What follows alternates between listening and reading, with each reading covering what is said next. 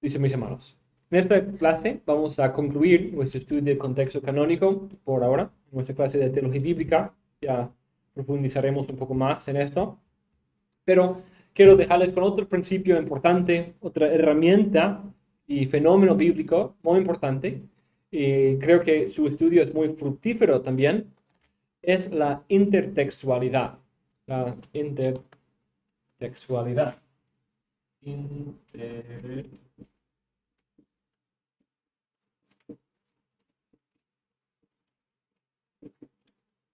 La intertextualidad.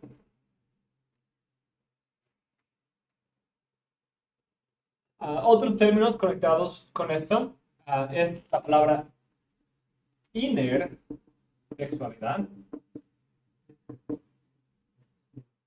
Textualidad. Esto no lo subí, ¿verdad? No, todavía.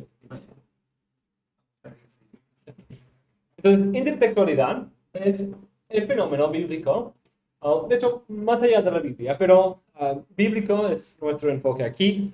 Cuando un texto hace referencia, incorpora el lenguaje, desarrolla otro texto.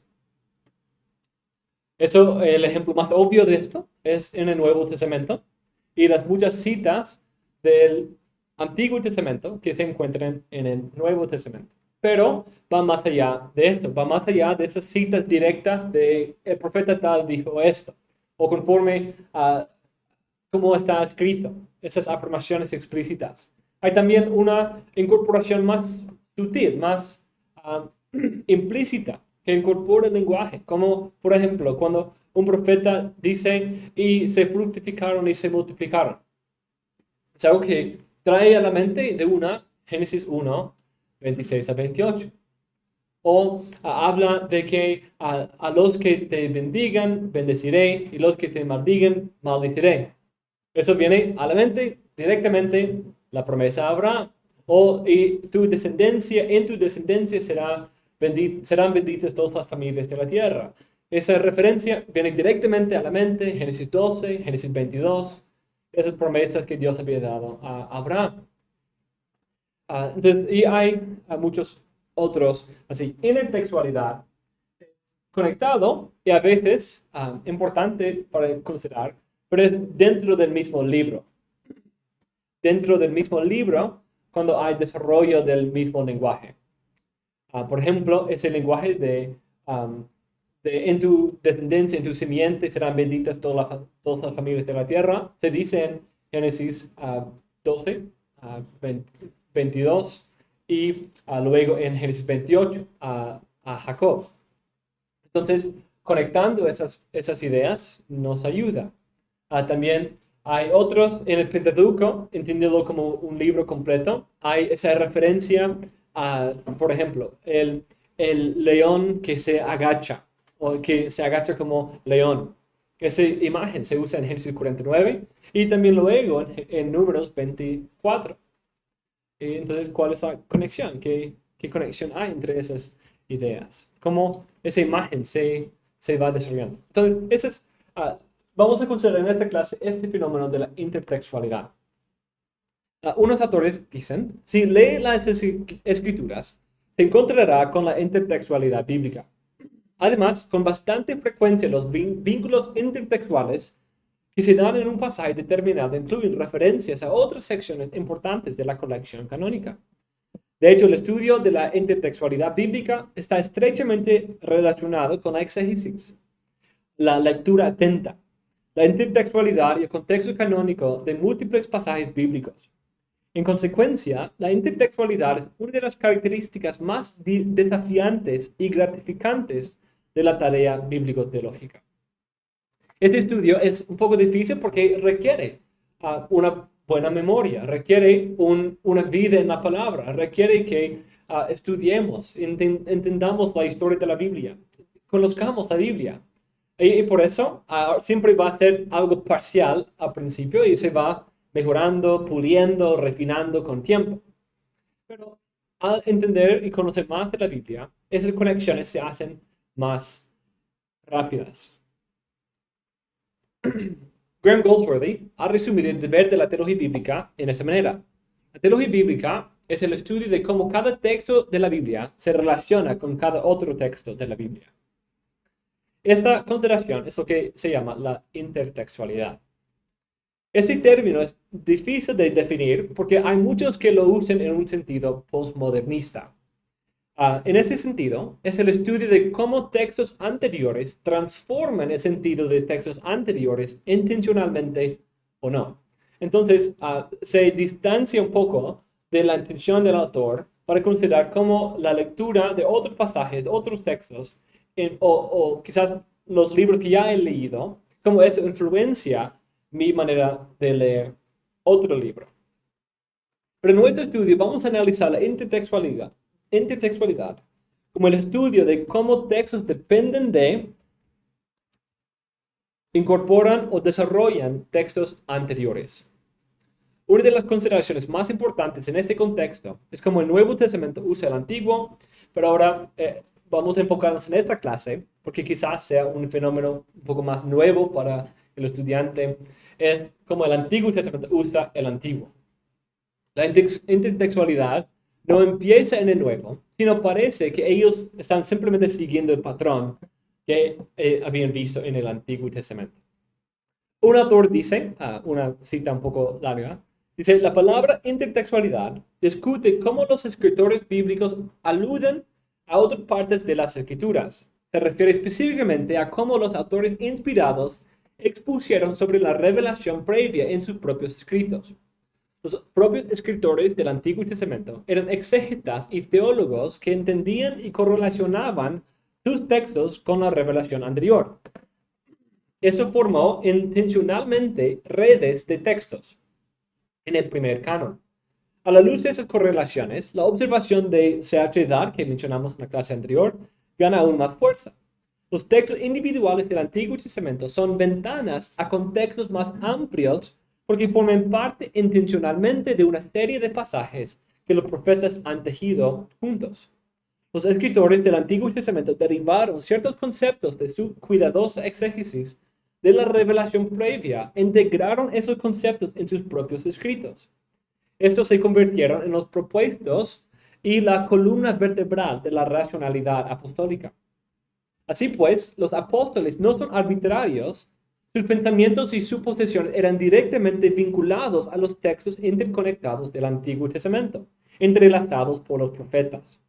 Sin embargo, si esto es cierto, entonces los apóstoles siguen la hermenéutica y la lógica profética. La continuidad entre la hermenéutica profética y la apostólica proporciona el modus operandi de la lógica apostólica. Mientras que podemos estar tentados a mirar la hermenéutica apostólica, la clave de la lógica autoral del Nuevo Testamento puede muy bien estar en la hermenéutica profética. Una ilustración de esa realidad. Podemos pensar de árboles. Hay muchos estudios científicos recientes que han demostrado que los árboles se comunican. Los árboles se hablan los unos a los otros. Cuando uno va a un bosque, vemos un árbol individual, estudiamos ese árbol, pero de ahí cuando uno va más a fondo y considera más analíticamente, más microscópicamente en sus raíces, ve que hay esos pequeños pelitos que se entrelazan con los otros árboles en sus alrededores.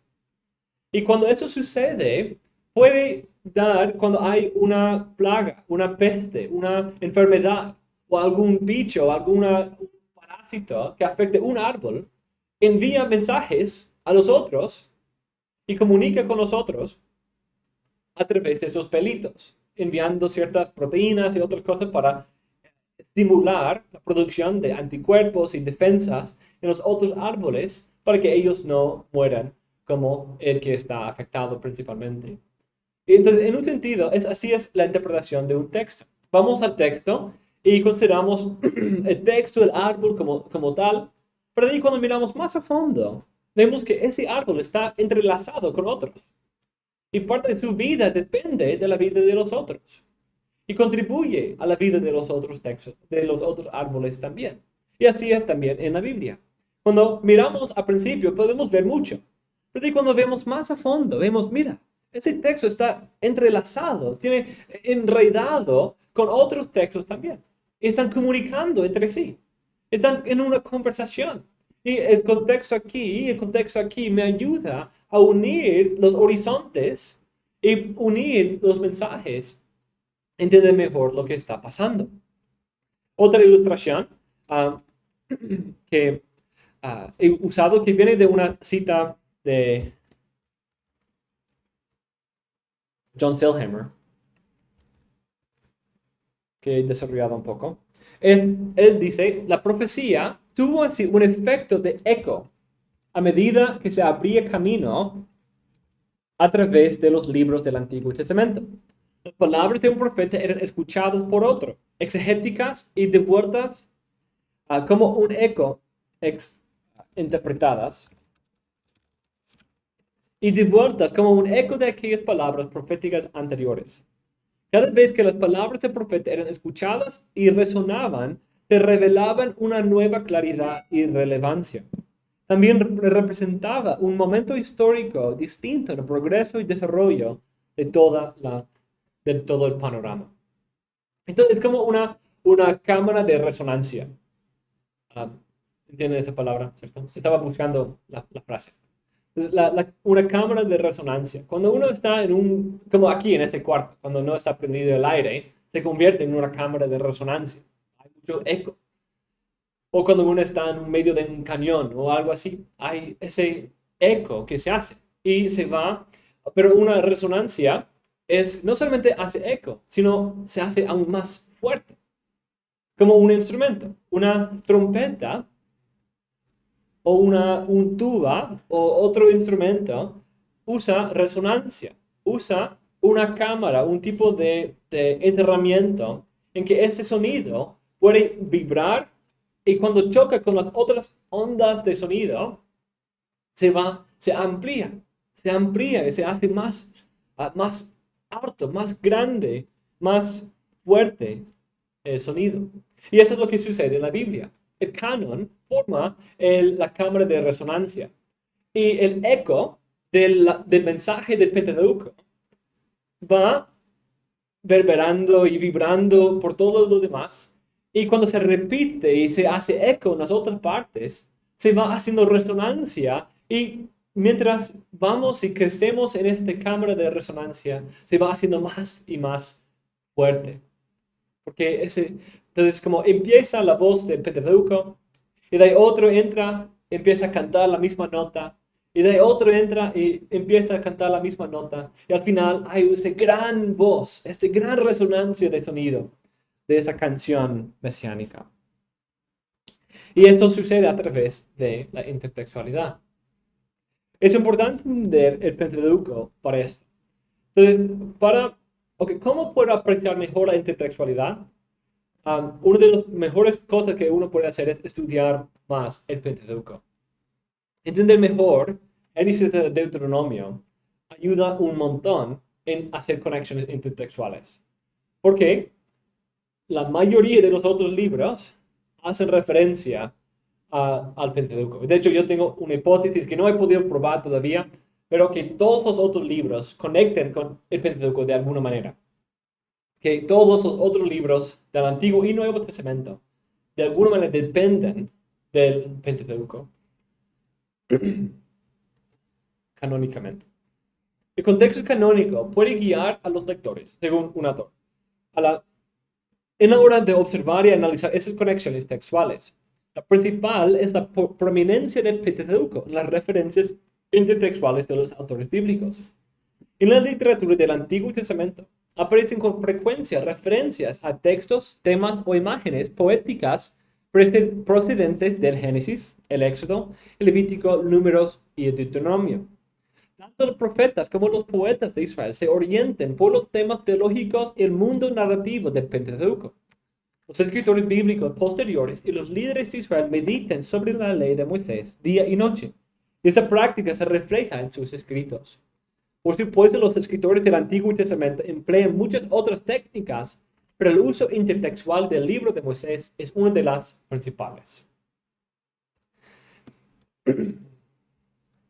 Antes de ver la intertextualidad y el uso del antiguo en el Antiguo Testamento, es importante ver cómo el Pentateuco provee una base muy importante para este estudio. Richard Barcellos dice lo siguiente, hablando de la técnica bíblico-teológica de J.V. Fesco. Dice, la revelación subsiguiente asume, interpreta o comenta sobre la revelación antecedente. En otras palabras, dentro del Antiguo Testamento hay una relación hermenéutica entre varios textos. Los textos recogen los textos. Fesco ve el Pentateuco como el Antiguo Testamento del Antiguo Testamento. El resto del Antiguo Testamento asume al Pentateuco como su documento fundacional. Los conceptos y temas revelados por primera vez en el Pentateuco son recogidos por los autores posteriores, explicados o ampliados. Esto aboga por una relación hermenéutica entre el Pentateuco y el resto del Antiguo Testamento. Y yo lo expandiría a incluir tanto el Nuevo Testamento. El Pentateuco y su relación pactual es clave en esta consideración. Como Jason DeRucci dice, el Pentateuco fue la escritura fundamental de los profetas, sacerdotes y poetas del Antiguo Testamento y para los autores del Nuevo Testamento. Por lo tanto, los más familiares que somos con este fundamento, lo mejor vamos a apreciar la estructura que construyen sobre este. El Pentateuco sirve como semillero de todas las profecías y toda esperanza de los profetas y autores bíblicos subsecuentes. Cuando entendemos la profundidad de la revelación que Dios dio a través de Moisés, con su revelación del plan de Dios, la centralidad del Mesías, la insuficiencia de la ley, esta realidad debe influenciar nuestra interpretación de todos los otros autores posteriores.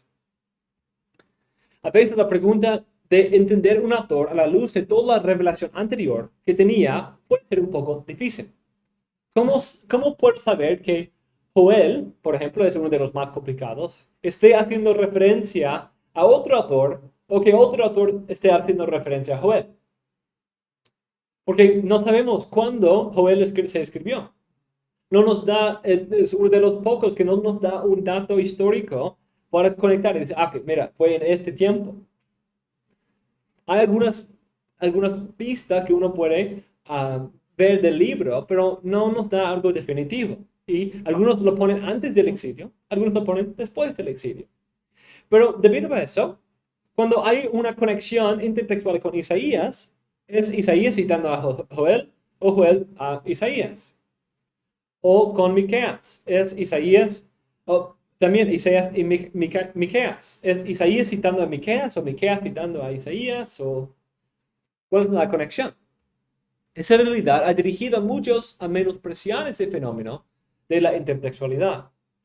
Pero, aunque haya ciertos textos que son un poco difíciles de determinar, siempre son posteriores al Pentateuco. Siempre son basados en el Pentateuco. Todos los profetas después de Moisés tenían acceso al Pentateuco. Aunque hay cierta discusión entre los profetas entre sí, pero todos tenían al Pentateuco y todos meditaban en el Pentateuco y conocían la ley de Moisés. De hecho, es posible argumentar que el Pentateuco aparece en alguna manera en cada libro de la Biblia, incluso en el Nuevo Testamento.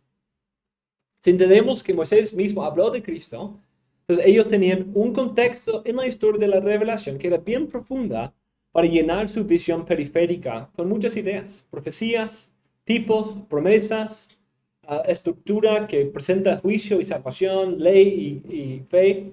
Y todas esas cosas forman una base bastante profunda sobre la cual los apóstoles, los otros profetas pueden edificar la casa teológica. Y ese libro fue suficiente para darles un contexto mesiánico e histórico redentivo, para abrir sus ojos, para considerar sus propias palabras a la luz de cómo y cuándo Dios iba a cumplir todas esas promesas. El Pentateuco es el semillero que tiene el inicio de todos los temas y promesas que se van desarrollando a lo largo de la Biblia. El Pentateuco es una revelación más directa, explícita, que da inicio y provee una base firme para la revelación cristocéntrica del resto de la Biblia. Debido a la claridad y profundidad de esta colección, los demás profetas tenían mucho para llenar su mente en el momento de hablar. y un concepto cristocéntrico de todo el resto de las escrituras. En otra manera, el Pentateuco no solamente provee una tesorería de temas y lenguajes sobre los cuales construir y a los cuales contribuir para los próximos, sino incluso les da una base para ese tipo de escritura, para escribir de esa manera en que hay esas cosas sutiles, haciendo conexiones entre las varias partes, repitiendo, recopilando y reiterando los varios mensajes y promesas y ideas, imágenes a lo largo del libro. Por ejemplo, podemos ver esa imagen de Génesis 3:15. Ese simiente que aplasta la cabeza de la serpiente, quien conquista a su enemigo.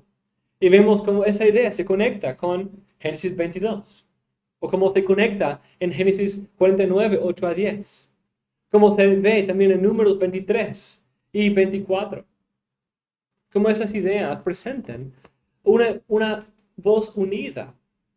La comparación de esos varios textos produce un efecto intertextual dentro del mismo libro, que conecta varios temas y promesas en una sola persona. Aquí tenemos en Génesis 3:15 la idea de una simiente que salva a su pueblo por destruir a sus enemigos, específicamente por herir su cabeza. Esa idea se encuentra en la promesa del gobernante que viene de Judá en Génesis 49. Más explícitamente, hay la conexión a la frase, tu mano en la cerviz de tus enemigos. Los oráculos de Balaam también comunican esta misma idea. Por ejemplo, oráculo 3 dice, devorará a las naciones que son sus adversarios y desmenuzará sus huesos y los traspasará con sus saetas. Y oráculo 4 dice, aplastará la frente, aplastará la cabeza de Moab y derrumbará a todos los hijos de Sed. Edom será una posesión, también será una posesión Seir, su enemigo, mientras que Israel se conducirá con valor. Oráculos 2 y 3 repiten la idea del león que empezó en Génesis 49 y conecta esa idea con una referencia a este mismo gobernante de Judá en Génesis 49, que dice, cetro no se apartará de Judá, ni la vara de gobernante de entre sus pies. Y el tercer oráculo de Balaam dice, más grande que Agag será su rey, y su reino será exaltado. El cuarto dice algo parecido. Un cetro se levantará de Israel, de Jacob saldrá el que tendrá dominio y destruirá el remanente de la ciudad. Otro lenguaje es esa idea de los cuernos del búfalo, la fuerza y poder de ese gran rey, lo cual también se encuentra en otros textos, en Deuteronomio 33. Y de hecho, en otros textos posteriores, fuera del Pentateuco. No solo esto, sino también estos textos hacen alusión a otros pasajes del Pentateuco. Por ejemplo, tenemos la repetición del lenguaje del pacto abrahámico en el tercer oráculo, cuando termina diciendo, benditos los que te bendigan y malditos los que te maldigan. Otra parte viene de Éxodo 15 y la canción de Moisés sobre el Éxodo. En el texto masorético del oráculo 2, parece que el Éxodo se refiere al Éxodo de Israel, el pueblo. Dice, Dios los saca de Egipto. Pero el oráculo 3 claramente se refiere al rey que sale de Egipto. Dios los saca, su rey, a quien Dios saca del Egipto. Entonces, los dos oráculos hablan del pueblo y de ahí hablan de ese rey que Dios está sacando de Egipto para reinar sobre sus enemigos. Estos oráculos son una tesorería de referencias intertextuales que sirven para unir varios de los temas del Pentateuco. La idea de la simiente, el destructor del enemigo, la promesa de bendición, el éxodo y la idea del rey prometido. Otro ejemplo de intertextualidad del Pentateuco se encuentra en una comparación de Éxodo 20, Deuteronomio 18 y Deuteronomio 34. Esos tres textos hablan de ese profeta como Moisés. En Éxodo 20 tenemos la idea de Moisés establecido como el mediador. De ahí Deuteronomio 18 interpreta ese texto, interpreta ese evento como un patrón por la venida de un nuevo Moisés en el futuro. Y Deuteronomio 34 termina el libro del Pentateuco con la esperanza de que ese profeta todavía vendrá, aunque no había venido al final.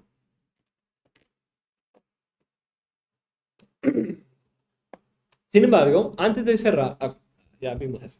De esa manera, este uso de intertextualidad en el Pentateuco sirve como una base para la intertextualidad encontrada en el resto del Antiguo Testamento. Y de hecho, muchas de las partes del Pentateuco donde hay esa intertextualidad son muchas de las partes usadas en otros libros también. Como otros autores vieron la importancia de esos textos y por eso los incorporaron en sus propios libros.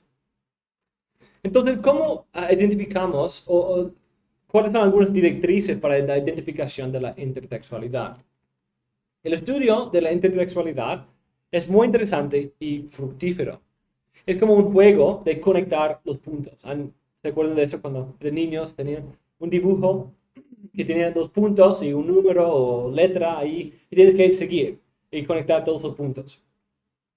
Nuestro trabajo es conectar los puntos correctamente para poder ver cómo el autor pensaba a través de las escrituras. Una parte clave para entender un pasaje en el Antiguo Testamento o en el Nuevo es encontrar cómo utiliza o incorpora el lenguaje o temas de otros textos. Pero como hemos visto en el Pentateuco, a veces esos textos también aluden a otros textos. Entonces, para ver el cuadro completo, tenemos que conectar todos los puntos. Entonces, a veces, por ejemplo, digamos que un texto posterior hace referencia a esa idea de la simiente prometida quien bendice las naciones. Entonces, vamos directamente a Génesis 22 o quizás conectado con Génesis 12. Pero de ahí cuando estudiamos esos textos en su contexto de Pentateuco, vemos que hay muchos otros textos que hablan de esa misma promesa. Entonces, haciendo esas conexiones, como vamos, es como, ¿se acuerdan de esas presentaciones que antes eran muy populares de Prezi? ¿Han visto eso? Que es como, hay como un enfoque que como te va de cerca y de ahí vas a otra parte y salta y de ahí va a otro. Es como en un sentido es así, que va un texto, te envía a otro, entonces se ve como una conexión, pero de ahí cuando vas más a fondo, ves, mira, hay muchas otras conexiones aquí, hay muchas otras partes en este texto. Arnold Cho dice, en consecuencia, los profetas utilizan palabras, frases, motivos, conceptos, lugares y eventos únicos para generar alusiones. Esos llamamientos menos evidentes siguen siendo parte de la forma en que los profetas interactuaron con la revelación pasada. Por lo tanto, los estudiosos tienen razón al decir que la intertextualidad es omnipresente en el Antiguo Testamento. Solo necesitamos saber cómo funciona. Esta realidad no solamente provee una base útil para entender el Antiguo Testamento, pero también el Nuevo Testamento y cómo usa el Antiguo. Porque los autores del Nuevo Testamento parecen haber entendido esa realidad y entender que un texto no es solamente la composición de sus palabras en su contexto histórico, sino entender que ese texto probablemente está entrelazado con otros textos también.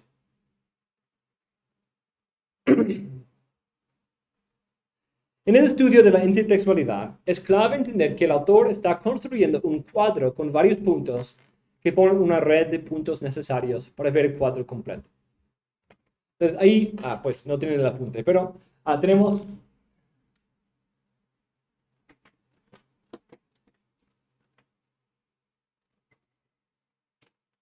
digamos que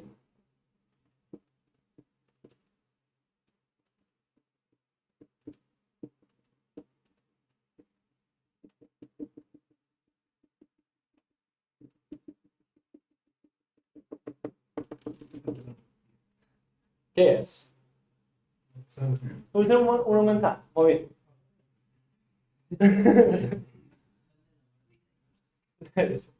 Entonces, esos son los puntos que el autor ha trazado.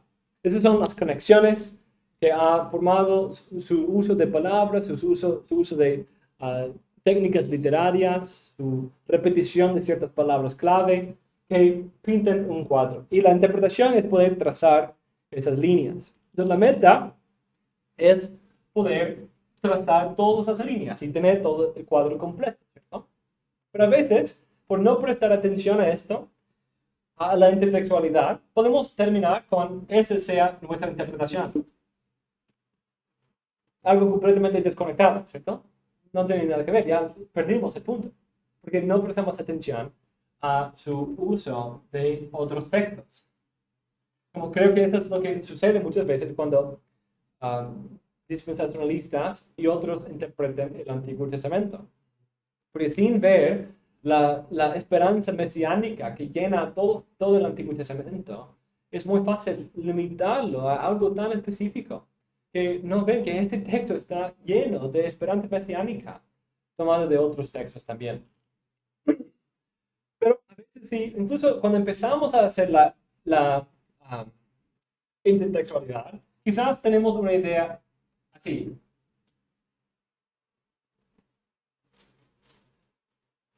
Tocamos algunos de los puntos, pero todavía incompleto, muy limitada. Pero quizás la próxima vez estudiamos y ya tenemos algo un poco más completo. Y de ahí la próxima vez ya completa. Entonces, aquí en el apunte tengo 4 maneras. Nuestra meta es conectar todos los puntos. A veces uno puede hacer conexiones libres, en que en vez de ver el cuadro que el autor está construyendo, trate de encontrar su propio cuadro escondido en el texto. Y quizás han escuchado interpretaciones que son así, ¿cierto? Que ven alguna conexión rara y realmente como, ¿cuál es la base? Muéstrame la evidencia de esa conexión. Ese estudio solo ve otra manera es conectar conexiones, encontrar conexiones limitadas. Ese estudio solo ve pocas referencias y no aprecia la profundidad de las conexiones que el autor hace. Conexiones incompletas es más, ya casi ahí, pero quizás no reconoce las referencias en la visión cognitiva de un autor, provista por las referencias que vienen en el contexto de otros textos. Es decir, quizás está considerando los textos principales, pero quizás no hace la pregunta, ¿esos textos están conectados con otros? Quizás él cita ese texto, pero ese texto es de hecho una red de otros textos, conectado con otros. Entonces, ¿ven ese punto? Entonces, la primera es no entender lo que el autor está haciendo. El segundo es empezar a entender, pero no captar toda la idea. El segundo es quizás captar los textos que él está citando directamente, pero no considerar que esos textos son interconectados con otros. Entonces, ese otro paso es la parte clave. Y de ahí, de hecho, podría expandirse y decir que esos textos a los cuales los primeros textos se hacen referencia también son conectados con otros textos. Toda la Biblia es una red de esperanza mesiánica. El texto que estudiamos es como primer nivel, ¿no? ¿Cuál es la palabra? De una cebolla. Capa. La primera capa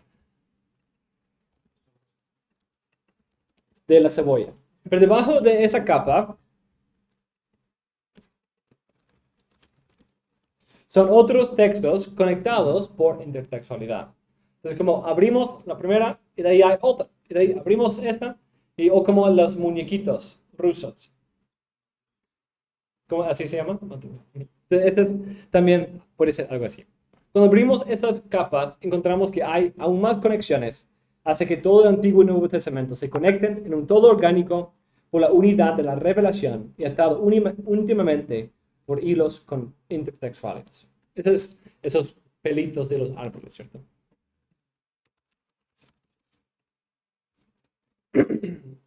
Entonces, algo que no he hecho aquí, pero necesito hacer, es algunas de las maneras que esto puede suceder es una alusión, usando cierta frase, como la frase se fructificaron y se multiplicaron.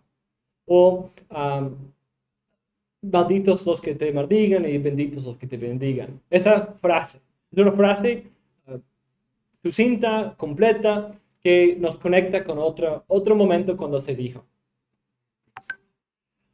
En el principio, puede ser, también. O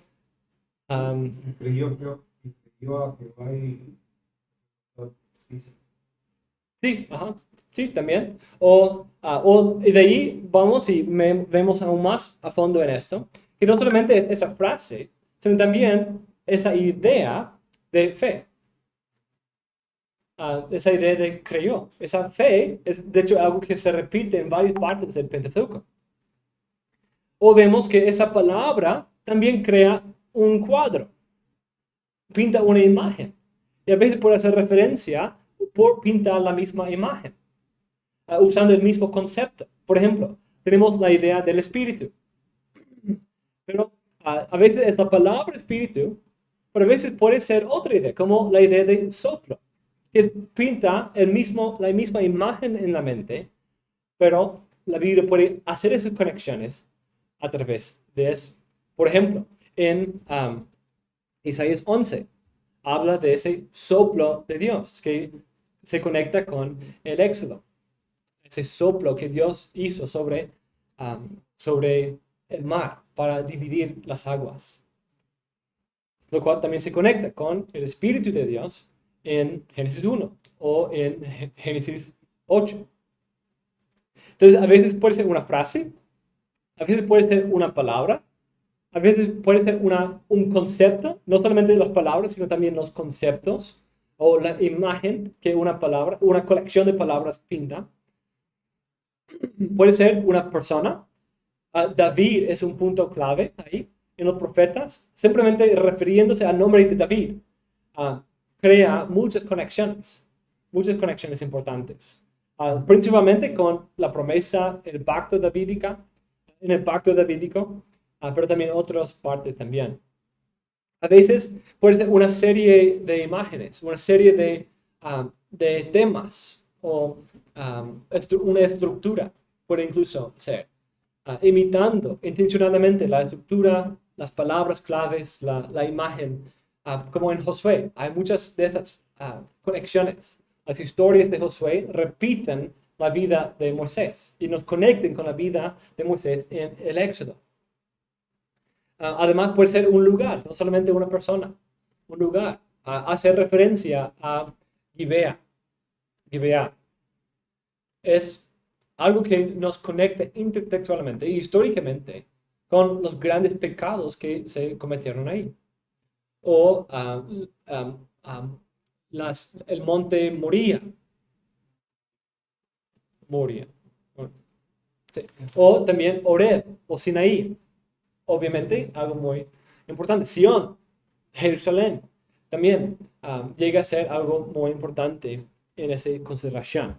Que quizás no tenga un texto específico en cuenta, pero crea una red de conexiones con otros textos que hablan de eso. Quizás teniendo su fundamento en textos como Deuteronomio 12, que habla de ese lugar donde Dios va a hacer su morada, poner su nombre. Es como proveer fundamento para eso. Pero quizás no tiene que ser una referencia directa, pero todo hablando de esa misma idea. Algunos ejemplos. Por ejemplo, Daniel 9, 2 Crónicas 36, 20 a 23 y Esdras 1:1 conectan el decreto de Ciro con la profecía de Jeremías. Jeremías mismo cita a Miqueas. Jeremías emplea a Miqueas en sus escritos. Registra cómo los ancianos salvaron la vida del profeta, citando correctamente a Miqueas 3:12. Jeremías proclamó que Jerusalén sería destruida y los líderes de Judá señalaron que Miqueas dijo lo mismo. Eso también indica que los profetas, y a veces incluso el pueblo de Israel, conocían la labor de los otros profetas hasta los versículos y frases individuales que se utilizaban. A otros ejemplos que son tesorerías e intertextualidad que pueden servir al estudiante para entender mejor ese fenómeno. Por ejemplo, Nehemías 9, esa oración que da ahí, en un sentido recapitula toda la historia de la Biblia. Salmo 78, Salmo 105, 106, hace conexiones con toda la historia y los textos de la Biblia que uno puede ver ahí y en una manera que te señala algunas de las maneras en que conexiones pueden hacerse. Ahora, veamos algunos ejemplos. Isaías 55:3 dice: Inclinad vuestro oído y venid a mí, escuchad y vivirá vuestra alma. y haré con vosotros un pacto eterno, conforme a las fieles misericordias mostradas a David. Ese texto parece depender de Salmo 89, esas fieles misericordias mostradas a David. Él dice en ese salmo, yo he hecho un pacto con mi escogido, he jurado a David mi siervo, estableceré tu descendencia para siempre y edificaré tu trono para todas las generaciones. Y dice, no lo engañará el enemigo, ni lo afligirá el hijo de maldad, sino que yo aplastaré a sus adversarios delante de él y heriré a los que lo aborrecen. Con él estará mi fidelidad y mi misericordia, en mi nombre será exaltado su poder. Pondré también su mano sobre el mar y su diestra sobre los ríos. Él clamará a mí, mi Padre eres tú, mi Dios y la roca de mi salvación. Yo también lo haré mi primogénito, el más excelso de los reyes de la tierra. Para siempre conservaré mi misericordia hacia él, y mi pacto le será confirmado. Así estableceré su descendencia para siempre, y su trono como los días de los cielos. En ese sentido, Isaías 55:3 llama al pueblo a disfrutar de la salvación, pero conforme a su pacto con David. Este texto alude a Salmo 89, esa idea de la fidelidad y misericordia que son del Señor y serán siempre con Él. Pero en esa referencia empezamos a ver lo fructífero de ese estudio. Porque ¿a qué otro texto no hace referencia a Salmo 89? Como Salmo 89 es una tesorería en sí de referencias a otros textos. Vemos imágenes de Génesis 3:15, encontramos ideas de 2 Samuel 7, incluso parece algunos lenguajes de Deuteronomio 33 y 34 y Éxodo 15. Esa idea de Dios como la roca de mi salvación, esa imagen del primogénito, son ideas. También la idea del rey exaltado sobre todo es una imagen que viene de Números 24. Esa idea de la destrucción de los enemigos por el rey prometido es algo que se encuentra basado en el Pentateuco. Y de hecho hay algunas referencias explícitas al Pentateuco. Dice, no lo engañará el enemigo, ni lo afligirá el hijo de maldad, sino que yo aplastaré a sus adversarios delante de él. Esa imagen. Aplastaré sus adversarios delante de él y heriré a los que lo aborrecen. Nos recuerda de Génesis 3:15, ¿cierto? La idea de la roca de mi salvación también es una referencia a la canción de Moisés en Éxodo 15 y Deuteronomio 32 y 33. La idea de primogénito también se conecta con ese tema importante en el libro del Éxodo, que como David será salvado de sus enemigos porque él es el primogénito, también Israel fue salvado de Egipto porque fue el primogénito del Señor. Entonces, esa conexión ayuda a ver que esa salvación de los enemigos, en un sentido, se conecta con la esperanza de un nuevo éxodo. Entonces, vemos que a veces las conexiones son más sutiles y hermosas. Jeremías 33, versículo 22. Es parecido a Isaías 55, versículo 3. Y dice, ¿cómo no se puede contar el ejército del cielo, ni se puede medir la arena del mar? Así multiplicaré la descendencia de mi siervo David.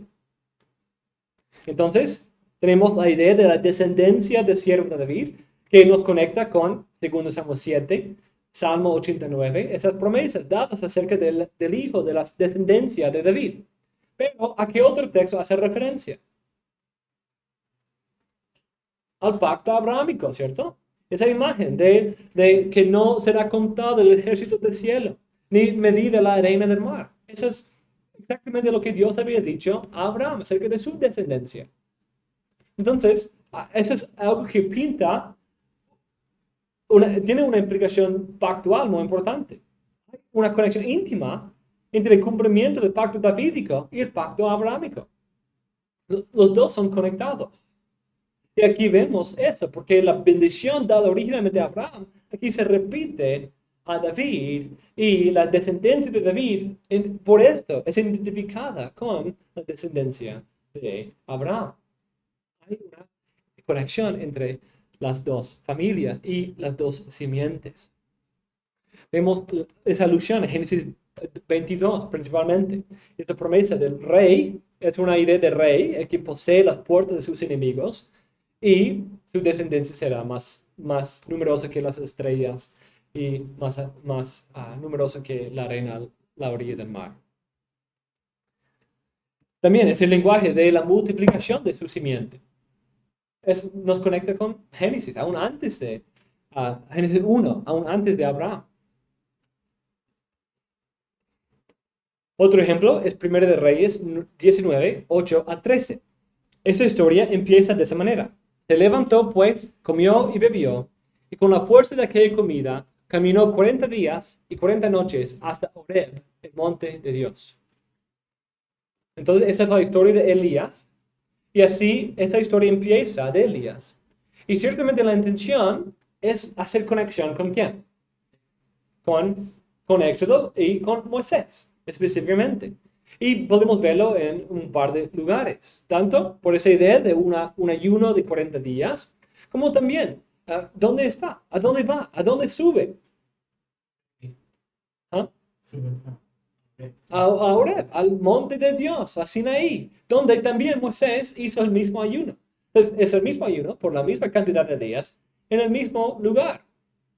Es una conexión importante. Va al desierto para ayunar 40 días en el monte de Dios. Entonces, eso sirve para conectar a Elías como Moisés y presentarlo en conexión con esa promesa de un nuevo Moisés, un profeta como Moisés. Y vemos a él como un ejemplo de eso. Otro texto es Daniel 9. Daniel 9, 24-27. Es un texto bastante complicado. Y es ese texto sobre las 70 semanas. Cuando vemos el contexto inmediato de este pasaje, nos apunta a varios otros contextos en el canon. La primera referencia es al libro de Jeremías, porque empieza que él, leyendo los libros, encontró en Jeremías la promesa de los 70 años. Esa profecía viene de Jeremías 25 y 29. Esta profecía habla de cómo el pueblo va a ser entregado al poder de Babilonia por 70 años, debido a su pecado y su rehúso de escuchar la palabra de Dios por la ley de los profetas. Sin embargo, abre la posibilidad de que haya más alusiones a otros libros también, cuando dice los libros, no solamente estaba leyendo Jeremías. En su oración parece que está leyendo la ley de Moisés también, ya que se menciona en versículos 11 y 13 la ley de Moisés. Sin embargo, el contexto más amplio de Jeremías incluye varias referencias al Pentateuco, y puede ser que las referencias que Daniel hace al Pentateuco son mediadas por Jeremías, o los libros también contenían el Pentateuco. Entonces puede ser una de las dos opciones. Dos pasajes del Pentateuco surgen como muy prominentes en este contexto: Deuteronomio 30 y Levítico 25 y 26. Si analizamos el contexto de Jeremías, podemos ver un poco más los detalles que Daniel estaba esperando en ese tiempo. Él se da cuenta del cumplimiento de los 70 años de Jeremías, pero en el mismo contexto parece ser una conexión íntima entre el cumplimiento de estos 70 años y 5 promesas mesiánicas. El nuevo Éxodo de capítulo 30 y 31, un nuevo pacto con perdón y un nuevo corazón en capítulo 31 a 32, la santificación de Jerusalén como un lugar santo para Dios en 31, 38 a 40, la restauración y paz de Jerusalén en 33 y el reino eterno y justo del Hijo de David al final del capítulo 33. Es interesante ver que estos 70 años de Jeremías aparecen también en el libro de Zacarías, también en 2 Crónicas 36 y Esdras capítulo 1. Zacarías está escribiendo en un tiempo después del regreso, mientras Daniel estaba justo antes del tiempo del regreso a la tierra, esperando que sea el cumplimiento. No puedo decir ahora si Zacarías está usando a Jeremías a la luz de Daniel o no, o si Dios le estaba mostrando a él la misma realidad de cómo el nuevo éxodo y la restauración no ha llegado aún con el regreso. Si está esperando la culminación del pecado y rebelión de los judíos que se encuentran en el rechazo de su propio Mesías. Hay varias semejanzas entre Daniel y Zacarías.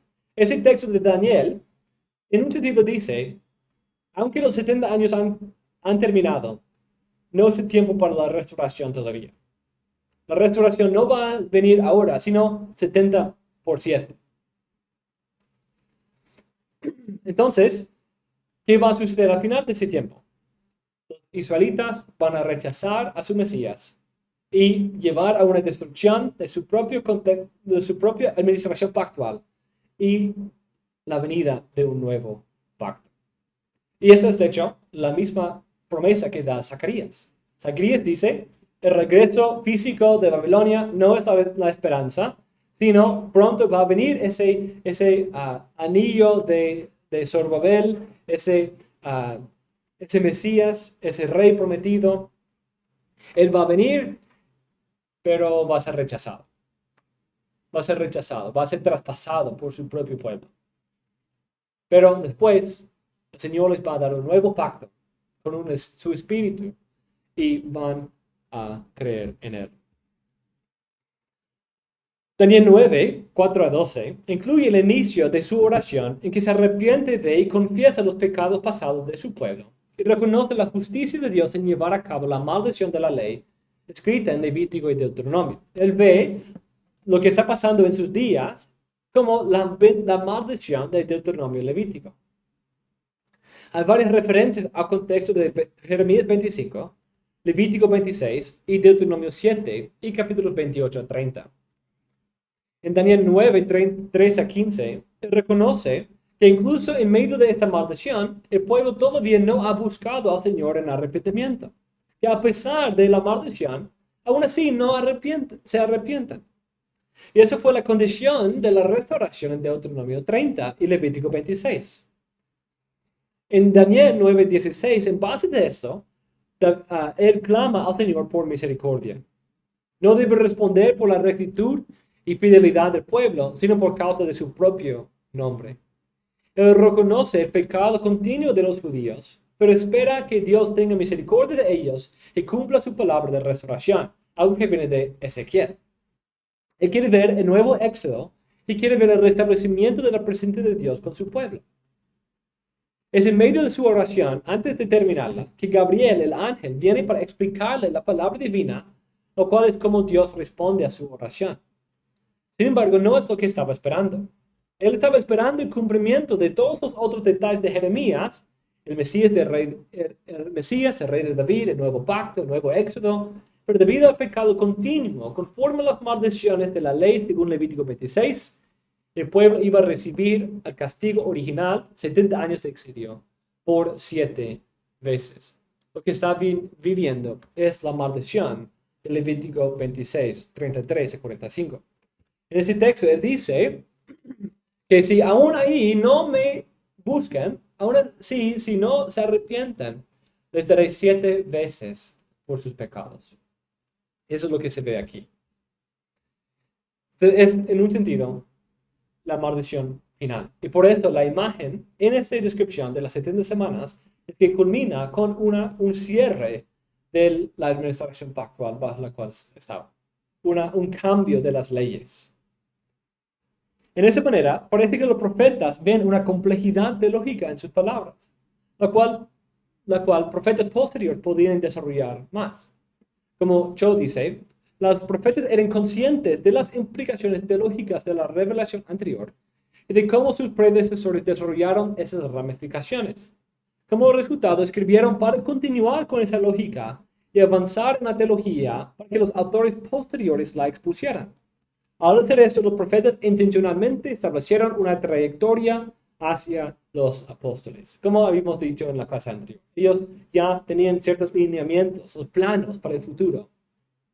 Y por eso no se sorprenderían al escuchar el mensaje apostólico. Ellos vieron la unidad del plan de Dios y muchas veces su lenguaje incorpora una integración íntima de varios de esos temas.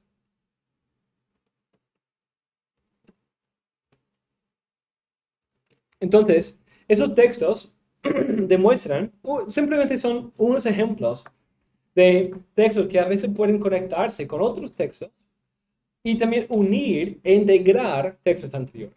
Como esa integración que vimos entre Abraham y David, o Génesis 3 y David, o como Daniel está usando Jeremías, está usando Levítico, está usando Deuteronomio, está usando varios otros textos para entender lo que está pasando en sus propios días. E incluso quizás incluso Zacarías desarrollando esa idea también. A la luz de esos ejemplos, podemos concluir con estas palabras de Cho. La evidencia anterior muestra que los profetas no eran personas poco inteligentes e ignorantes en cuanto a la Biblia. Eran hombres cuyas mentes estaban saturadas con las escrituras que fluían en sus textos bajo la superintendencia del Espíritu Santo. Esas referencias intertextuales hacen que cada texto sea como un panal de miel. Cada compartimento fluye con miel de las escrituras. Es nuestro trabajo sacar toda la miel de los espacios que el autor la ha puesto. Ese estudio es muy importante, como hemos visto, no solamente para entender un fenómeno muy frecuente e importante en el Antiguo Testamento, sino también es una base esencial para entender cómo el Nuevo Testamento usa el Antiguo. Es muy probable que los apóstoles noten las referencias intertextuales del texto en el Antiguo Testamento y ven un contexto más amplio en el texto que citan. Interpreten un texto no solo en sí, sino en su red, en la red de otros textos. Por eso, para entender mejor el Nuevo Testamento, debemos sumergirnos en el Antiguo. Deben para poder entender mejor la unidad y diversidad del Antiguo Testamento y la conexión entre los dos testamentos. Para poder hacer este estudio, necesitamos nuestra herramienta esencial de la vida y meditación en la palabra de Dios. Esta obra no viene con una familiarización superficial con la Biblia, sino depende de una vida en la Biblia. Por esa razón debemos leer mucho, leer con este fenómeno en cuenta, deben usar recursos como las notas de pie en nuestras Biblias o quizás programas que nos ayuden a poder buscar palabras, concordancias, esas cosas que nos ayudan en ese estudio. Entonces, mis hermanos, con esto cerramos esta clase y vamos a ver si hay algunas